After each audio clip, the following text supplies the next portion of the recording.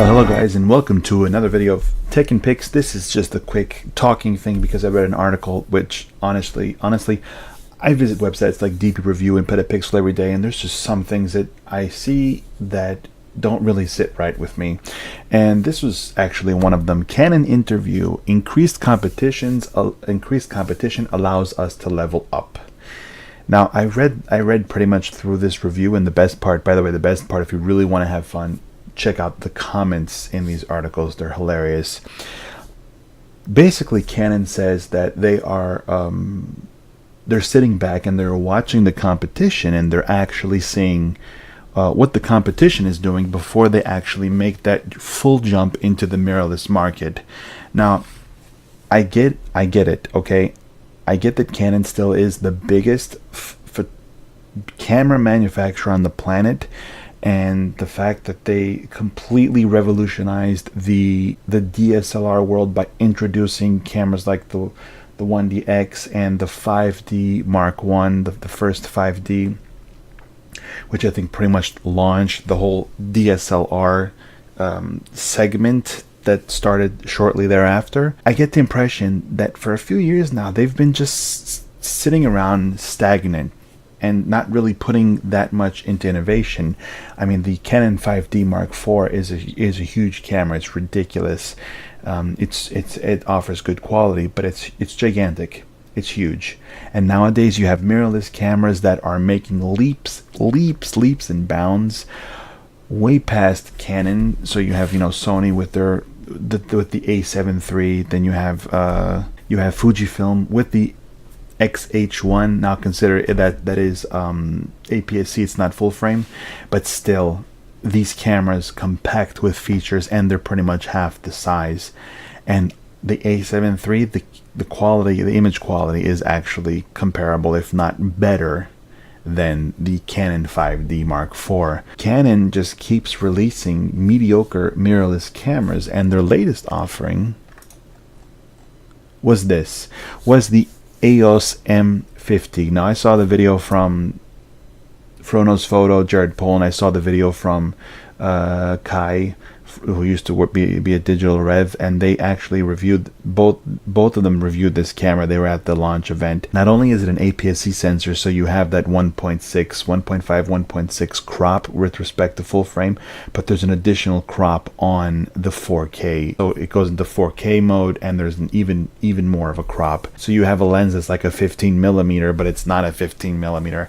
I think he made the example with the 11mm, that the 11mm lens that you put for the EOS M mount on the front of this camera is actually the equivalent of something like a 40mm with both crops, the aps-c crops and all that.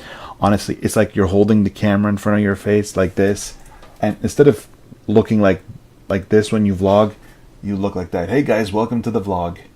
How you doing?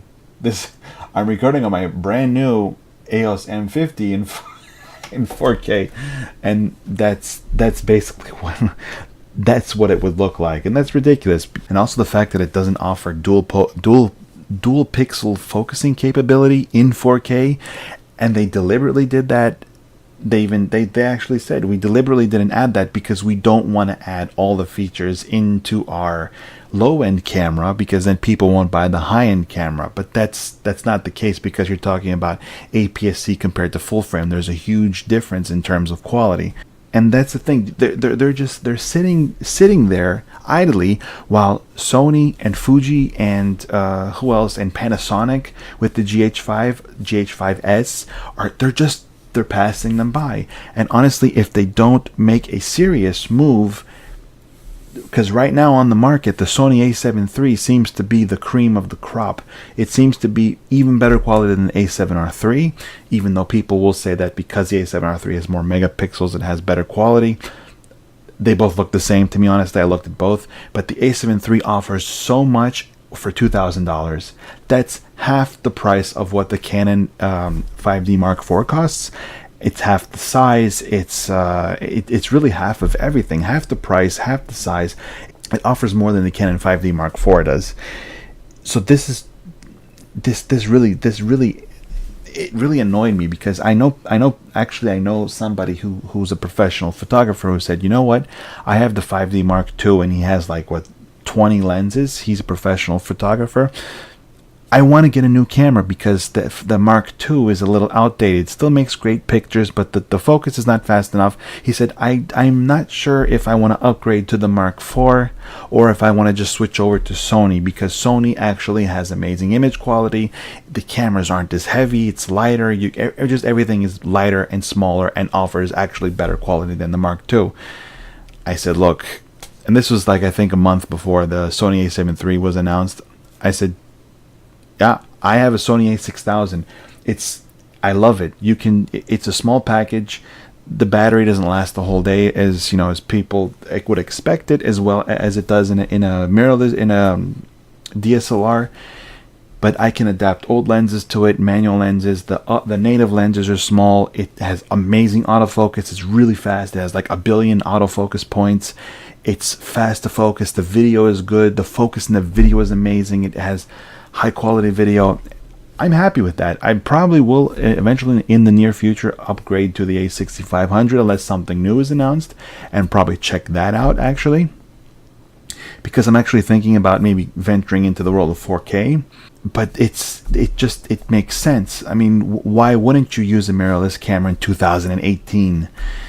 I don't know what they're doing, and the fact that maybe the EOS M segment is very good in Asia, but there's people there's the United States, there's Europe, there's people who actually use Canons, and they really want something small and light that they can take with them, and Canon's not really doing anything about it.